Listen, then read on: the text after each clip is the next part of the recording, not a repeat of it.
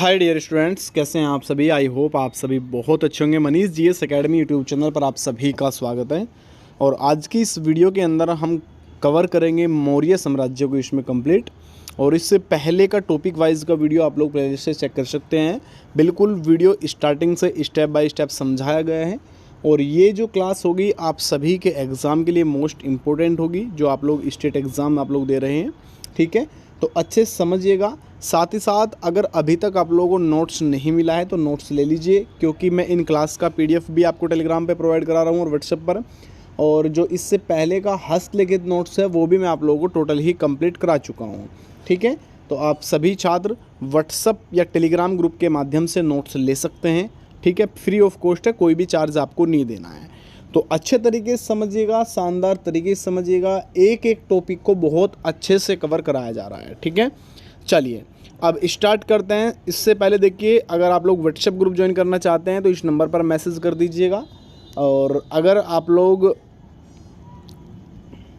Telegram group join करना चाहते हैं तो लिंक डिस्क्रिप्शन में है, वहाँ से ज्वाइन कर लो या फिर सर्च कर लो मनीष जीएस एकेडमी, आपको मिल जाएगा। ठीक है ना। तो इस क्लास, ये जो क्लास रहेगी, अधिकतम जो इम्पोर्टेंट पॉइंट बनेंगे उन सभी को नोट कर लीजिएगा। ठीक है, और इस क्लास का पीडीएफ मैं क्लास के बाद आपको टेलीग्राम या व्हाट्सएप ग्रुप के माध्यम से प्रोवाइड करा दूंगा बाबू। ठीक है, चलिए फर्स्ट आप सभी की स्क्रीन पर देखिए रहा, मौर्य साम्राज्य है क्या और इसकी स्थापना किसने की और कब इसकी स्थापना हुई। ये सारे पॉइंट क्वेश्चन में बनते हैं और बहुत सारे एग्जाम के अंदर ये क्वेश्चंस पूछे गए हैं। मौर्य साम्राज्य, चंद्रगुप्त ने मौर्य वंश की नींव रखी। सबसे पहले याद रखिएगा, मौर्य साम्राज्य की नींव किसने रखी है, मौर्य साम्राज्य की स्थापना किसने की, तो चंद्रगुप्त मौर्य ने किया। चंद्रगुप्त मौर्य ने 322 से 321 ईसा पूर्व अपने गुरु चाणक्य, जिन्हें कौटिल्य और असली नाम इनका विष्णुगुप्त, इनके नाम में भी कंफ्यूज किया जा सकता है और नाम भी अलग अलग तरीके से कई बार परीक्षाओं के अंदर पूछा गया है। विष्णुगुप्त के नाम से जाना गया था। इनकी सहायता से, विष्णुगुप्त की सहायता से मगध साम्राज्य पर अपना आधिपत्य किया। और जहां नंद वंश के राजा घनानंद का शासन था, इसके साथ ही मगध में नंद वंश का पतन हुआ और विशाल मौर्य साम्राज्य का उदय हुआ, जो कि 323 से 323 ईसा पूर्व से 184 ईसा पूर्व तक रहा। कौन सा, ये ध्यान रखिएगा, जो मौर्य साम्राज्य है ये 323 ईसा पूर्व से 184 ईसा पूर्व तक रहा। इसने अपनी जो राजधानी बनाई वो आते ही इसने क्या कर दिया कि राजधानी चेंज करके पाटलिपुत्र राजधानी बना दिया, जो वर्तमान में पटना बिहार के अंदर है। ठीक है ना। तो याद रखिएगा क्वेश्चंस के पॉइंट क्या क्या हुए यहाँ पे। सबसे पहले मौर्य वंश की नींव किसने रखी, तो मौर्य वंश की नींव रखी चंद्रगुप्त मौर्य ने। ठीक है ना। 322 से 321 ईसा पूर्व में इनके गुरु का नाम क्या था, डायरेक्टली आपसे पूछ लेगा। चंद्रगुप्त के गुरु का नाम क्या था, तो चाणक्य कह सकते हैं, कौटिल्य कह सकते हैं या विष्णुगुप्त कह सकते हैं। ठीक है, और विष्णुगुप्त की सहायता से ही इन्होंने जो आपका, हाँ बिल्कुल हटा दी, नंद वंश था उसका पतन कराया और उसके बाद मौर्य साम्राज्य का स्थापित कराया, जो 323 से 184 ईसा पूर्व तक रहा। और मौर्य साम्राज्य की जो राजधानी थी उसका क्या नाम था, पाटलिपुत्र। तो ये 5 से 6 पॉइंट इसके अंदर आप लोगों से पूछे गए हैं और ये क्वेश्चन पहले कई बार रिपीट हो चुके हैं भाई। ठीक है, तो ये चीज़ समझ लीजिएगा।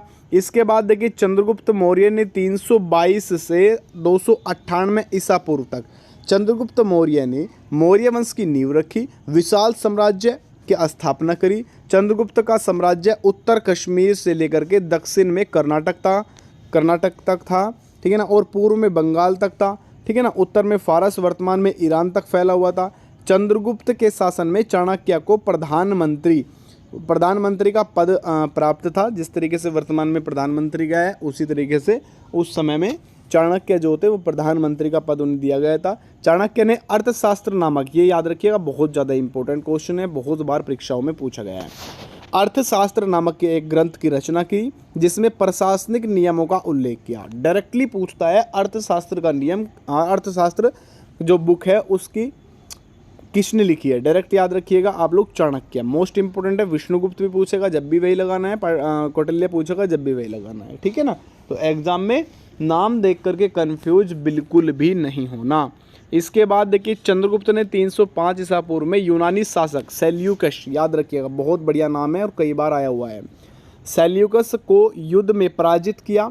संधि स्वरूप सेल्यूकस की बेटी से चंद्रगुप्त का विवाह हुआ। देखिए अब एक चीज़ ध्यान रखिएगा, ये जो टॉपिक है ये मैंने अपनी पीडीएफ में जो हाथ से लिख के दे रखा है उसमें बहुत बढ़िया तरीके दिल विल बना के समझा रखा है, ठीक है ना, तो बहुत अच्छे तरीके से आप लोग समझ जाओगे। अब देखिए चंद्रगुप्त ने 305 में यूनानी शासक था एक सेल्यूकस निकेटर, ठीक है ना, सेल्यूकस निकेटर को तो पराजित कर दिया, उसे हरा दिया। उसके बाद सेल्यूकस निकेटर की एक बेटी थी, उससे चंद्रगुप्त को हो गया प्यार और उससे उन्होंने कर लिया क्या, शादी कर ली। या कह सकते हैं कि पहले प्यार हो गया चंद्रगुप्त मौर्य को और उसके बाद उसने प्यार का इजहार किया तो उसके पापा ने मना किया, उसके साथ युद्ध करा और उसे हरा दिया, हरा के उससे कर ली उसने शादी। सेल्यूकस ने ही मेगस्थनीज को अपना राजदूत बनाकर चंद्रगुप्त के दरबार में भेजा था। अब मेगस्थनीज किसके समय काल में आया ये पूछ सकता है ना, तो चंद्रगुप्त मौर्य, सेल्यूकस ने भेजा, मेगस्थनीज को भेजा था कहाँ पे, चंद्रगुप्त मौर्य के दरबार में। इसने एक जो ये आपका था बेटा मेगस्थनीज, इसकी एक पुस्तक थी जिसका नाम क्या था, इंडिका। इंडिका नामक एक पुस्तक की रचना करी और इसने साम्राज्य की भव्यता और शासन प्रशासन प्रणाली का संजीव वर्णन किया, ठीक है ना। तो इंडिका के अंदर उसने क्या किया, इंडिका के अंदर मेगस्थनीज ने जो भी साम्राज्य चलाने के नियम, जो वर्तमान में कह सकते हैं संविधान तरीके से उसने लिखा, जो उसका शासन प्रशासन था, प्रणाली पूरी बनाई और वो उसको सौंपी, ठीक है। इसके बाद चलिएगा नेक्स्ट आप सभी की स्क्रीन पर, चंद्रगुप्त मौर्य जैन धर्म का अनुयायी था। ये बहुत बढ़िया क्वेश्चन है, आपसे पूछेगा चंद्रगुप्त मौर्य कौन से धर्म का अनुयायी था, जैन या बौद्ध या सिख, ठीक है ना। तो आपको आंसर करना है कि भैया जी ये तो जैन धर्म का अनुयायी था। उसने जैन मुनि भद्रबाहु से जैन धर्म की शिक्षा दीक्षा ली। किससे ली थी, भद्रबाहु से, ठीक है ना। तदली एक किंवदंती के अनुसार यह भी कहा जाता है कि राज्य में 12 साल लंबा अकाल पड़ा, उससे दुखी होकर चंद्रगुप्त ने राजपाट त्याग दिया, जैन मुनि भद्रबाहु के साथ श्रवणबेलगोला चला गया, ठीक है ना। अब देखो बहुत बढ़िया क्वेश्चन है, चंद्रगुप्त मौर्य ने क्या करा, जब इस टाइम पे जैन धर्म को अपनाया था, उसके बाद एक 12 साल का बहुत लंबा अकाल पड़ा था तो भद्रबाहु चला गया था अपनी सेना लेके। तो ये जो देखिए यहाँ पे जैन मुनि भद्रबाहु के साथ जितने भी उसके कार्यकर्ता थे या उनके समर्थक थे वे सारे श्रवणबेलगोला चले गए और मैसूर में जाकर तपस्या में लीन हो गए, ठीक है ना। इसके बाद 298 ईसा पूर्व देह त्याग किया गया, ठीक है। याद रखिए यूनानी लेखक जस्टिन ने चंद्रगुप्त को सैंड्रोकोटस कहा। क्या कहा, सैंड्रोकोटस। ये क्वेश्चन याद रखिएगा, किसने कहा, जस्टिन ने चंद्रगुप्त को सैंड्रोकोटस कहा, जबकि एपियन और प्लूटार्क ने एंड्रोकोटस कहा। बौद्ध साहित्य के ग्रंथ में देखिए ये जो क्वेश्चंस है बाबू, ये क्वेश्चंस आते हैं बड़े एग्जाम में, यूपीएसआई एग्जाम में पूछेगा, ठीक है ना, पीसीएस एग्जाम में पूछेगा, तो ये क्वेश्चन वहाँ पूछे जाते हैं। जो सिंपल है मैं आपको बहुत अच्छे तरीके से समझा भी रहा हूँ, बता भी रहा हूँ और पढ़ा भी रहा हूँ, ठीक है ना। तो आप लोग ऐसे ही कवर करेंगे तो ज़्यादा अच्छा रहेगा। जिसमें उसने क्षत्रिय बताया, जबकि विशाखदत्त द्वारा रचित मुद्राक्षर में चंद्रगुप्त मौर्य के लिए वर्षल शब्द का प्रयोग किया, जिसका अर्थ है निम्न मूल या छोटी जाति का, ठीक है ना। चंद्रगुप्त ने दक्षिण में विजय का उल्लेख तमिल ग्रंथ आहनानूर और मुरनानूर में मिलता है, ठीक है ना। इसके बाद आते हैं भाई साहब कौन, बिंदुसार। कौन आते हैं भाई, ये बिंदुसार जो है इससे प्रश्न बनते हैं यार, कई बार प्रश्न बने हैं, बड़ी बड़ी परीक्षाओं में बने हैं, छोटी छोटी परीक्षाओं में, बहुत सारी परीक्षाओं में यहाँ से क्वेश्चन बनते रहते हैं। चलो जी, अब बिंदुसार जो था, बिंदुसार 298 से 272 ईसा पूर्व तक रहा था। चंद्रगुप्त मौर्य के बाद उसका उत्तराधिकारी बिंदुसार मौर्य सिंहासन पर आसीन हुआ और उसके नाम से लेकर कई मतभेद। पुराणों के अनुसार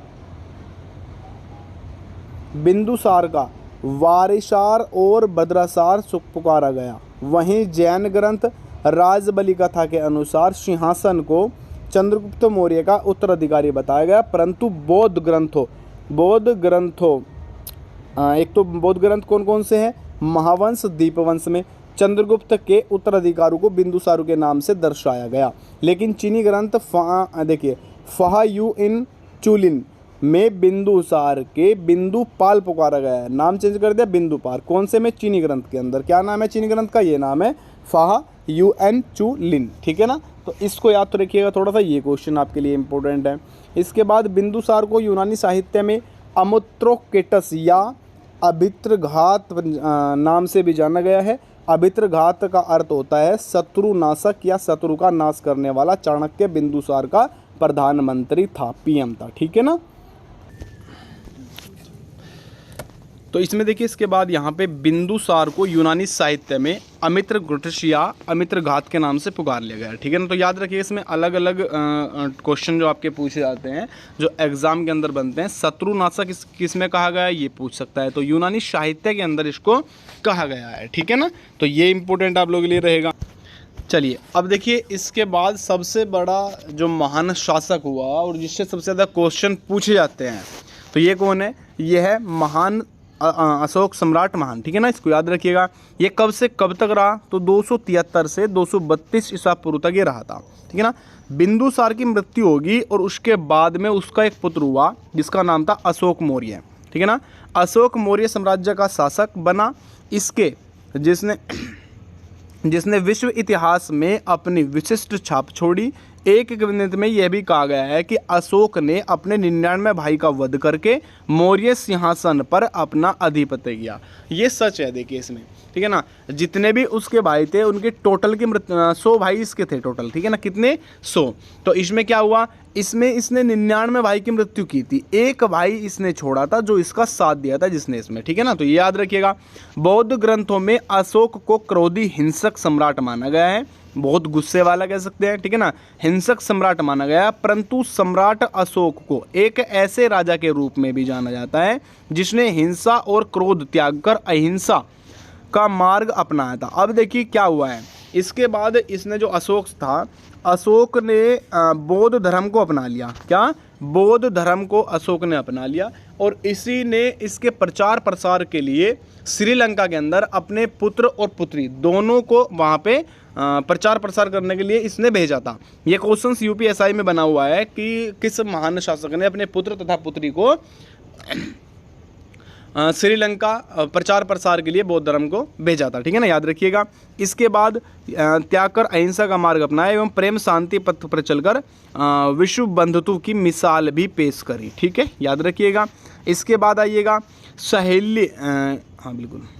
बौद्ध ग्रंथ में दीपवंश में अशोक को प्रियदर्शनी कहा गया है। ग्रंथों और अभिलेखों में देव नाम यपदसी कहा गया है, ठीक है ना। तो ये तो देखिए बड़ा लेवल थोड़ा सा हो जाएगा। इसके बाद चीनी यात्री हेनसांग के अनुसार श्रीनगर का जो निर्माण कराया वो किसने कराया था? अशोक सम्राट ने निर्माण कराया था। किसने कराया था भाई? अशोक सम्राट ने ये निर्माण कराया था, ये याद रखिएगा। अशोक, देखिए सम्राट अशोक कभी न युद्ध करने की शपथ लेना और बौद्ध धर्म के प्रचार प्रसार के लिए अपनी सब संपदा लुटाना ही कहीं न कहीं मौर्य साम्राज्य के पतन का कारण बना, ठीक है ना। जब अशोक सम्राट सबसे महान शासक रहा भाई, एक तो ये सबसे बड़ी बात तो ये है। दूसरा कह सकते हैं कि सबसे शक्तिशाली शासक अशोक सम्राट रहा। अगर वही पूरा का पूरा कह सकते हैं साम्राज्य छोड़ के उसने बौद्ध धर्म की तरफ चला गया तो कह सकते हैं कि इसका जो अंत हुआ मौर्य साम्राज्य का, वो इसी कारण सबसे ज़्यादा तो यही कारण इसमें रहा था, ठीक है। इसके बाद युद्ध न करने और अहिंसा मार्ग पर चलने के कारण सैन्य बल कमज़ोर हो गया, जिस कारण मौर्य साम्राज्य के शक्ति एवं क्षीणाचति चली गई, ठीक है। यानी शक्ति तो चली जानी है जब राजा ही इसमें रहा नहीं इसके साथ, है ना। साथ ही साथ यह भी सत्य है कि महान सम्राट अशोक के बाद उसका भाई भी उत्तराधिकारी इतना योग्य और शक्तिशाली नहीं था जो कि मौर्य साम्राज्य की संभाल सके, जो कमान था वो संभाल सकते हैं। तथा अशोक की मृत्यु के 50 वर्ष के भीतर उसका विशाल साम्राज्य छिन्न भिन्न हो गया, यानी कि पूरा पूरा तितर बितर इसमें हो गया, ये याद रखिएगा। इसके बाद आइएगा नेक्स्ट, मौर्य साम्राज्य का अंतिम शासक कौन रहा? ये क्वेश्चंस बहुत बढ़िया तरीके से पूछा जाता है। तो मौर्य साम्राज्य का अंतिम और प्रथम पहला शासक नींव किसने रखी? चंद्रगुप्त मौर्य ने, बता चुका हूं, ठीक है ना। इसके बाद अंतिम शासक की अगर मैं बात करूंगा, अंतिम शासक बृहदरथ इसका रहा था भैया, जिसकी हत्या उसके सेनापति, इसी का जो सेनापति था बृहदरथ का, उसी ने इसकी हत्या कर दी। और पुष्यमित्र शंगु ने अपने मौर्य सिंहासन पर कब्जा कर, पुष्यमित्र शंगु था जिसने शंगु वंश की नींव रखी।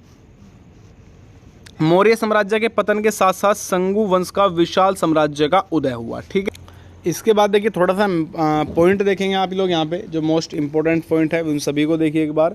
मौर्य साम्राज्य, चंद्रगुप्त ने मौर्य वंश की नींव रखी। चंद्रगुप्त मौर्य ने 322 से 321 ईसा पूर्व अपने गुरु चाणक्य और कौटिल्य का असली नाम विष्णुगुप्त रहा इनका, ठीक है ना। मगध साम्राज्य की जो अधिपत्य किया वो इन्होंने किया। नंद वंश का राजा जो घनानंद था उसका शासन इसके साथ ही, हाँ ये पूरा हो गया, ठीक है। तो देखिए यहाँ तक ये मौर्य साम्राज्य हमारा कवर हुआ है, और इस के बाद जो आपका बचा हुआ वो नेक्स्ट क्लास में आप लोगों को देखने को मिलेगा। तो ये स्टेप बाय स्टेप मैं आप लोगों को बिल्कुल विद एक्सप्लेन करके समझा के क्लासेस करा रहा हूँ, तो ये सभी आप लोग अच्छे से कवर कर लेना। जिसके बाद आप लोगों को इसका जो PDF रहेगा वो टेलीग्राम ग्रुप के अंदर मिल जाएगा, या व्हाट्सएप ग्रुप पर आप लोग मैसेज छोड़ सकते हैं, वहाँ पे आप लोगों को प्रोवाइड किया जाएगा, ठीक है। अपना अच्छे से प्रिपरेशन करिएगा और कंप्लीट, इससे पहली जो क्लासेस है उन सभी को क्लासेस को आप लोग अच्छे से देख लीजिएगा, ठीक है ना। मैंने इसका प्लेलिस्ट बना दिया है, तो वहाँ पे बिल्कुल GK आप लोग सर्च कर सकते हैं, ठीक है। और मैं कंप्लीट GK GS आपको इसमें कवर करा दूंगा। उसके बाद थोड़ा जो हिंदी बचा हुआ है, हिंदी भी मैं आपको चैप्टर वाइज कवर कराऊंगा, आपको परेशान होने की आवश्यकता नहीं है। लाइव क्लास आपकी जल्दी स्टार्ट हो जाएगी, पहले थोड़ा मैं इस कोर्स को पूरे को कवर करा लूँ, क्योंकि वैकेंसी आने से पहले पहले मुझे पूरा का पूरा ही मटेरियल आप लोगों को प्रोवाइड करा देना है, ठीक है। चलिए मिलते हैं नेक्स्ट वीडियो में। सभी को नमस्कार, राधे राधे, जय हिंद और जय भारत।